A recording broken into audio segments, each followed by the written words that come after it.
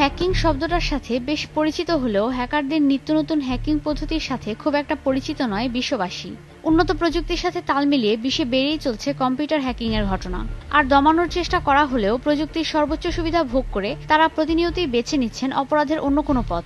সম্প্রতি মার্কিন এক প্রতিষ্ঠানের প্রকাশিত চাঞ্চল্যকর তথ্য যেন এই আতঙ্ককে আরো বাড়িয়ে তুলেছে।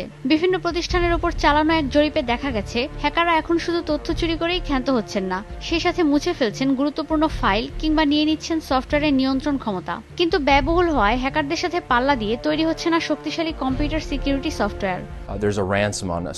ক্রিপ্টোলক নামের একটি অ্যাপ্লিকেশন আছে যেটি দিয়ে হ্যাকাররা কম্পিউটার সফটওয়্যারগুলোতে আক্রমণ করে খুব সহজেই তথ্য চুরি করে নিতে পারে।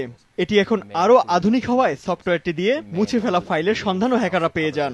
গত বছর ব্যাংকগুলোতে এভাবেই সাইবার আক্রমণ হয়েছিল। হ্যাকারদের প্রতিরোধ করতে এরই মধ্যে নিরাপত্তাজনিত অনেক পদক্ষেপই নিয়েছে ব্যবসায়িক প্রতিষ্ঠানগুলো, কিন্তু তবু স্মার্ট হ্যাকারদেরকে টেক্কা দিতে হিমশিম খেতে হচ্ছে তাদের। সনি পিকচার্সের যে সাইবার আক্রমণ হয়েছিল সেটি ধ্বংসাত্মক বললেই চলে। এ ধরনের আক্রমণ দিন দিনই বাড়ছে, আরো বাড়বে, কারণ সন্ত্রাসীরা এই সুযোগকে বেশ ভালোভাবেই কাজে লাগাবে। সতর্ক হতে হবে এখন থেকেই। সাইবার আক্রমণ রোধে হ্যাকিংয়ের সফটওয়্যারগুলো হ্যাকারদের আওতার বাইরে রাখতে তহবিল গঠন করে প্রয়োজনীয় পদক্ষেপ নেওয়ার পরামর্শ দিচ্ছেন প্রযুক্তিবিদরা। এদিকে সাইবার আক্রমণ দমনে কোম্পানিগুলোর পাশে থাকার প্রতিশ্রুতি দিয়েছে মার্কিন সরকার। ঈশিতা ব্রহ্ম, সময় সংবাদ।